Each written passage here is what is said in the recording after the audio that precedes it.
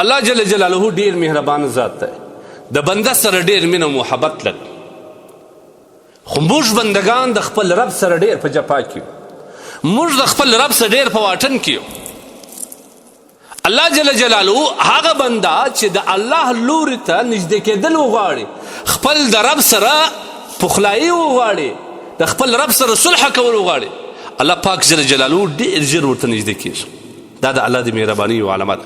یو حدیث قدسی دی، ما مخکې درته وایي چې حدیث قدسی څه ته وایي؟ چې د الله رسول صلی الله علیه وسلم په ژبه د خدای کلام لولل کیږي د قرآن نه بغیر.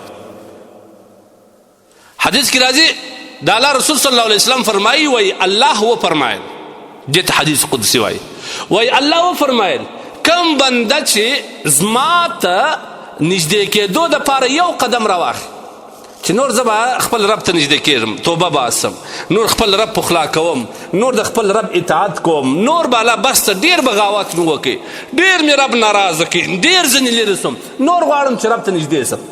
په دغه نیت دی را روان سي. الله وایي چې یو لویش را نږدې کېږي، یو قدم ور نږدې کېږي، یو ګز ور نږدې کېږي. که یو ګز دی را نږدې سي، الله وایي 2 ګز ور نږدې کېږي. او که زما په خوا را روان سي، زما سره د صلح دپاره، د توبې دپاره، ما ته د نږدې کېدو دپاره زما بنده زما په خوا را روان سي، الله پاک جل جلاله وایي زه ورزغلم د الله د شان مطابق. حکیم الامت رحمه الله د دې عجبه ښه وضاحت کوي. هغه وایي د دې مثال دا رقم دی لکه یو ماشوم چې نوی پل واخلي، یو وار غزار سي، بیا ولاړ سي، بیا غزار سي، بیا ولاړ سي، نو هغه پلار یا مور یې هلته ودري، بیا د لاسونو ورته وایي چې راسه بچی راسه، چې هغه 2 قدمه راواخلي، نو د غزارېدو په حالت کې دا مور یا پلار یې ور وغورځېږي، هغه ماشوم داسې راپورته کوي. د دې مثال داسې دی، الله د خپل بنده سره د رقم محبت کوي، داسې راپورته کوي.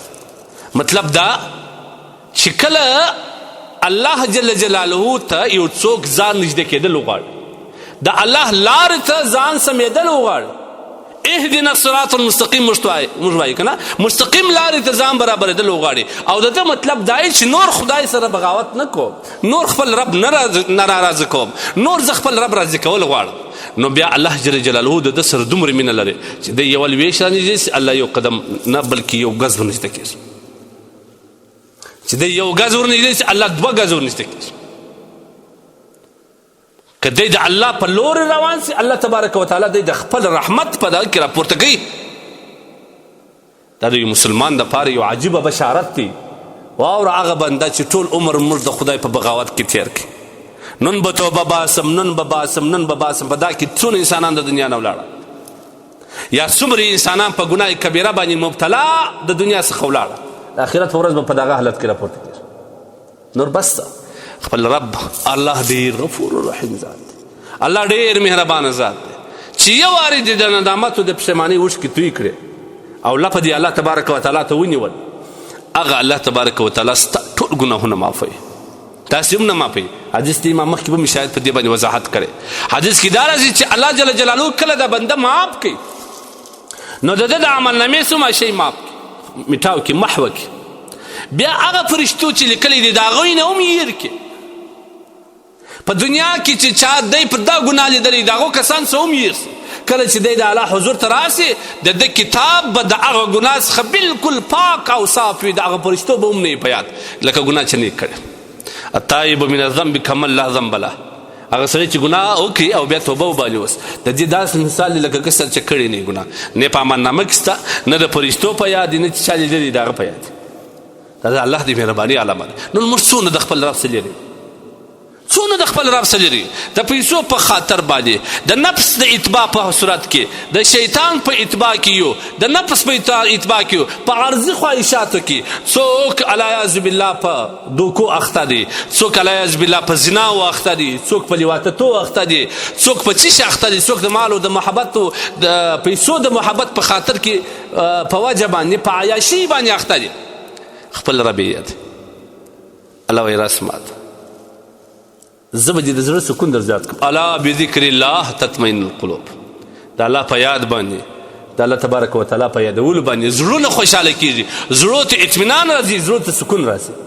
لهذا خپل رب ته باید موږ نور نږدې سو. نه دی معلوم ژوند څه معلوم دی، ډېر ځوانان موږ نه ولیدل ان تر دې چې داسې ځوانان چې په موټر کې سپوري په ګناه کبیره باندې اخته هغه موټر کې د مرګ راس الله یعذ بالله الله دې موږ داسې مرګ وساتي.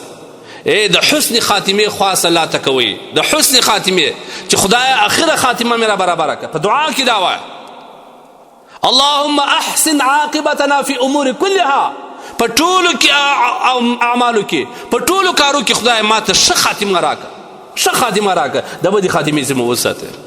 که خدای نه خسته په عبادت کې او د دې عبادت اخر انجام د ریا ذریعه وګرځي ټول لاړې.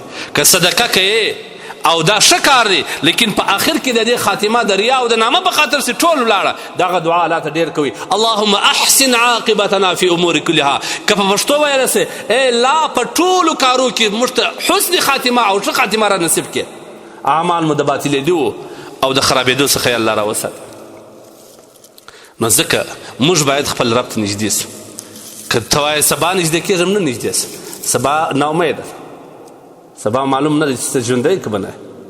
او دا هم اورس چې الله تبارک وتعالی ته په کوم شي سړی نږدې کېږي هغه عجبه ده.